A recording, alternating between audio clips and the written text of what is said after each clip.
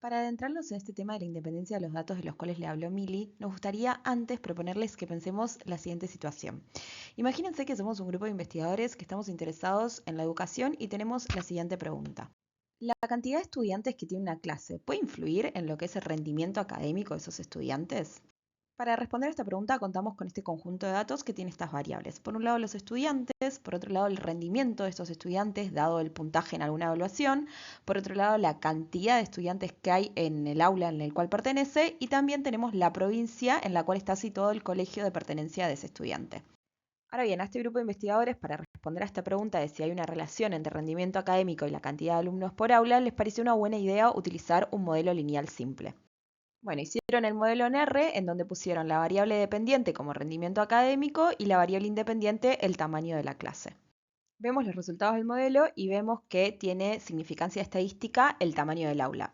Básicamente esto implica que a medida que aumentan los estudiantes dentro de una clase, también se espera un incremento en el rendimiento académico de esos estudiantes. Entonces, por ejemplo, si tomamos el valor de beta 1, que fue de 0.55, esto significa que por cada estudiante adicional en una clase, el rendimiento académico esperado aumenta en 0.55 puntos. Esta misma relación también la podemos ver en el gráfico, donde la línea de la tendencia tiene una pendiente positiva, que justamente da cuenta de esto, de que a mayor cantidad de estudiantes por aula, mayor es el rendimiento promedio esperado.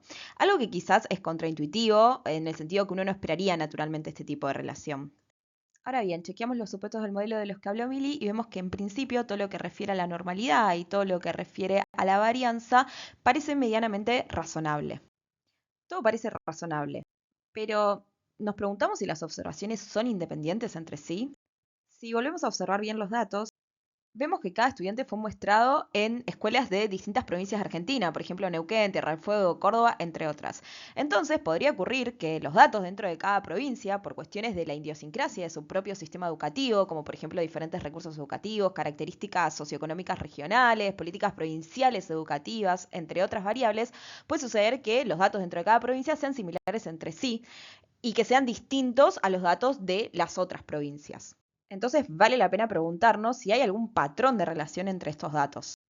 Bueno, para responder a esta pregunta hicimos un gráfico de dispersión en donde pusimos por colores las diferentes provincias. Y lo que podemos ver es que los datos no están tan dispersos entre sí. Al contrario, parece haber una cierta variabilidad en el rendimiento académico según la provincia, ya que, por ejemplo, el rendimiento de los estudiantes de Jujuy tiene una mayor concentración acá, mientras que el rendimiento de los estudiantes de Buenos Aires tiene una mayor concentración acá, en la parte inferior del gráfico.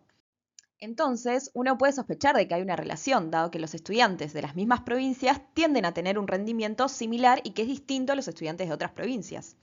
De hecho, acá podemos ver el mismo gráfico de dispersión, nada más que dividido por facetas para poder observar con mayor detalle, y claramente vemos que, por ejemplo, el rendimiento que tienen los alumnos en Neuquén pareciera ser mucho más alto que el que tienen los alumnos en Salta para una cantidad similar de estudiantes por clase. Entonces, teniendo en cuenta la provincia, quizás no es tan clara esta relación de los estudiantes o del rendimiento de los estudiantes en función del tamaño de las clases. Entonces, ¿qué conclusión podemos sacar hasta ahora? Varias, pero nos vamos a centrar en dos. Por un lado, que el modelo lineal no tiene en cuenta esta relación que existe entre las distintas observaciones, entre el rendimiento de los diferentes estudiantes dentro de cada provincia, ya que uno podría pensar que estos estudiantes comparten ciertos factores en común, como por ejemplo políticas educativas provinciales. Entonces, si estas observaciones no son independientes, los residuos del modelo tampoco lo serán, porque si varios estudiantes de la misma provincia tienen rendimientos similares, el modelo va a cometer errores sistemáticamente en esa provincia, lo que va a violar este supuesto de independencia de los residuos que nos habló Milie en el video anterior. Además, el modelo lineal sabemos que solo ajusta una pendiente global, entonces también va a ignorar la relación que existe entre el rendimiento y la cantidad de alumnos para cada provincia, la cual es diferente entre las provincias. Entonces esto podría hacer que nosotros estemos perdiendo información que es importante tener en cuenta y a su vez también puede hacer que reduzca lo que es el poder estadístico. Entonces surge esta pregunta de, bueno, ¿qué hacemos? ¿Cómo modelamos estos datos que no son independientes? Ya que claramente vimos que el modelo lineal simple presenta ciertas dificultades. Uno podría optar por diferentes caminos. En primer lugar, uno podría realizar diferentes análisis separados y en este sentido ajustamos un modelo lineal para cada una de las provincias y luego podemos comparar los resultados. Cuando hacemos esto vemos que solamente Buenos Aires tiene significancia estadística, es decir, solamente ahí habría una relación con tendiente positiva entre el rendimiento y el tamaño de clase.